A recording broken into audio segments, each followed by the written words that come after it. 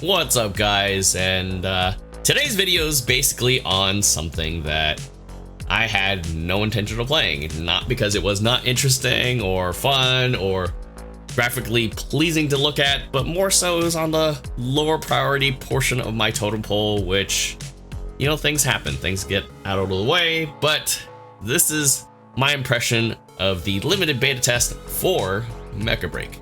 Now, before we get into the lovely details, I know that this game has been in the works for a hot minute. I am going in with a full-on blinders of an impression because I had no expectations for this. Anybody that knows me knows I am a major Gundam fan. Going anything outside of that, unless it's Gundam, I may not necessarily bat an eye. Not because I dislike it, it's just, you know, preferences. So I'm going in with no impressions at all. But the cool thing about it is, for those of you guys that aren't aware of Mecha Break already, the mechanical designs have two notable people that have worked on Gundam projects. Now, you have Takayuki Yanase and Junya Ishigaki. I am totally apologizing for my butchering. My pronunciation is trash, I know, I'm sorry. But collectively, I believe you have work from 00, IBO, and Xenogears collectively between the two. So you can definitely tell in a lot of designs, a lot of the sort of angles and sort of visual presentations that it is a really cool thing. You got a variety of just different designs, not necessarily just bipedal, but like a lot of these suits do transform. If anything, this is more along the lines of Armored Core in general design. So even though you have some sort of aesthetics from all those different sort of mech genres, this is more in terms of functionality leaning towards, like, say, Armored Core, and that's really cool too. So it's touching in on a lot of the different bases, a lot of the different franchises that a lot of the mech community really enjoys, at least in that spectrum of space. Now, this is being developed and published by Amazing Seasun Games. This is a Chinese-based company which does have a headquarters out here in Redwood City, California. So that's really cool. Now, going into the thick of things, the graphics. There's no doubt in my mind the graphics look really amazing. I'm running a 2080 Super on this beta test. Now, of course, I really haven't had to tweak anything on here other than maybe turn it down to maybe medium, I believe, but more so turning off motion blur. I know some people prefer that for that extra realism. I personally don't, because it just kills your frames. But for the most part, it does hold 60 for FPS, which is pretty nice. Any type of latency or hit detection I didn't really experience. Now, I know they recently just went into maintenance and then just, you know, it's back up again. So this is more along the lines of my initial run-in with this game. Sound-wise, it is super loud initially. Once, you know, unfortunately, you can't even do anything with that until you get past the tutorial, which kind of sucks in that regard. But at the same time, like, because it's loud, it does kind of help with recording, so you can actually tweak your audio levels and everything. But if you're trying to, like, stream this right off the bat, it is super deafening. So hopefully they're able to adjust that really quick. But at the same time, once you get everything squared away, while you're fighting, while you're doing things around the hangar, tweaking certain things, the audio design's really neat. It does sound heavy. It's really exciting when you do clash with melee, when you nail those shots, those heavy beam cannons, or getting hit by, they feel really immersive and really nice. Now, the strikers is what they're calling them. They're very unique. They all have different roles. If anything, it's very similar to, in terms of roles, I would say it's very similar to like a hero shooter, but at the same time, they're unique enough to where they kind of fill in a niche, but every suit that kind of fills in that niche is very unique. They're not one and the same, even though they kind of fulfill a similar role. Unfortunately, you are not able to take similar strikers or the same striker into a match, rather.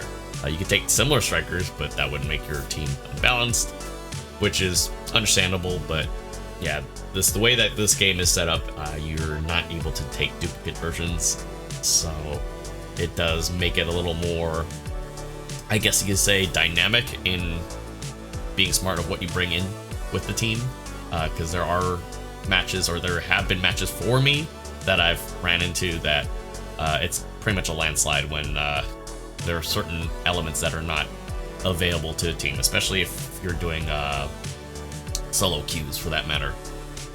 Customization. This game has a great deal of customization, so this is really neat, mainly because not only do you have the strikers, but you can customize how they look in terms of colors. There's a lot more, I would say, different areas that you can color into, very much like a lot of the Gundam-based games, although certain ones obviously have some limitations, but in this case, for Mecha Break, you're able to go into individual sections. You can color the internal frame, you can color the outside armor pieces. You can't go out of your way to color the lighting elements for these kits, but it is really cool for the most part that you're able to get that level of intricacy and customization to how you want it to look like.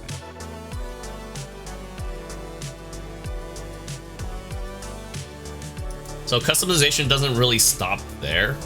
Sure, you can, aesthetically color the outside, personalize your striker or your favorite striker that you like using, but you're also able to tune your particular striker with additional parts. So far, what I've seen is you're able to install certain things to the framework of your striker, which has a positive and a negative kit. So it's kind of like I forgot the analogy for it, but it does kind of fine-tune and tailor more about, with your playstyle, in addition to the strengths of the striker too. So that's pretty neat.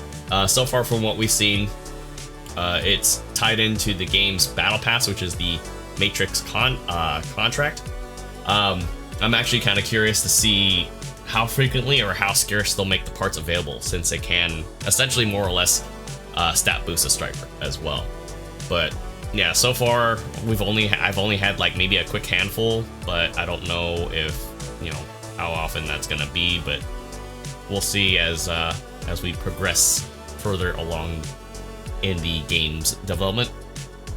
Now, of course, they do have a tactical station listing all the game modes. Right now, we are only able to do Battlefield, which is a 6v6 format game across, I believe, 5 different maps. So they have different sort of game modes within that particular sort of game mode. So it's kind of like, I don't know, it's kind of, one's like domination, and then another's kind of like a weird escort mission type of thing. It's not really an escort necessarily. Yeah, well, actually, no, there is one where it's kind of like Overwatch's escort payload deal, and then you have one mode where it's you basically kind of like ferrying keys, and you have to kind of disrupt the other team's ability to kind of upload stuff, to kind of put it in simplicity. So it's pretty neat, different things to kind of try out and different strategies to try to pull off in those different modes. But like, that's the only experience I've had with like the random matchmaking part in that capacity.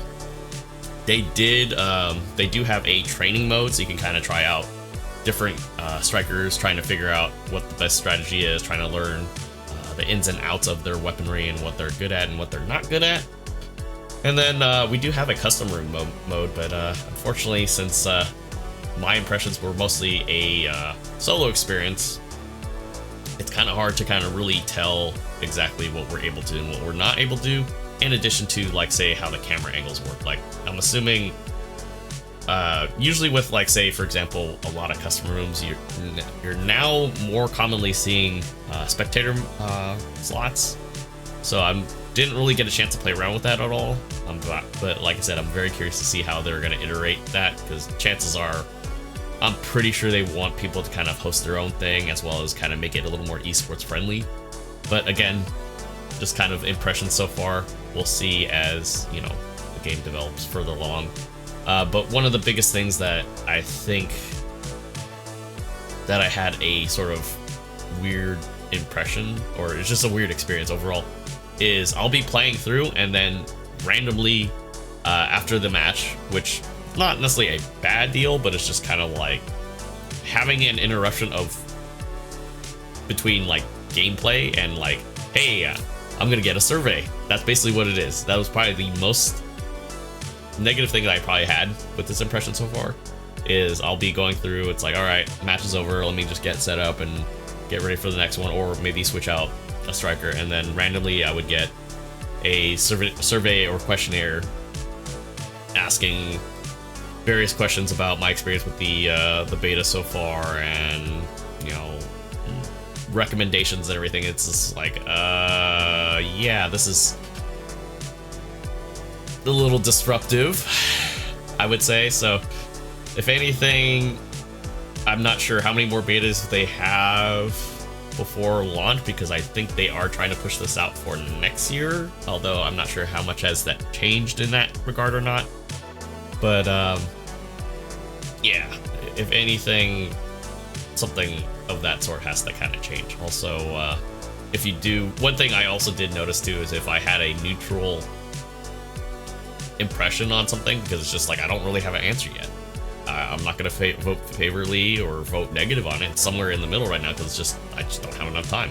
Again, because of the way that it sort of just cut right into after a match, it was just kind of like, well, you know, why did you vote negative to this feature or this aspect? I'm like, so all I can say is hopefully they can figure out a better solution to that, because God, that was disruptive.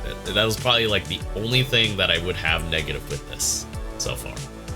But overall, I did not intend to play this at all. Just as I mentioned before, there was a lot of different things ongoing that took priority, took precedence. But at the same time, like, I'm kind of glad that I did, and I'm kind of looking forward to seeing what they do with this so far. The nice thing about Mecha Break is the accessibility. It's accessible, it's fast paced, it's a shooting game, but it also has a melee aspect as well.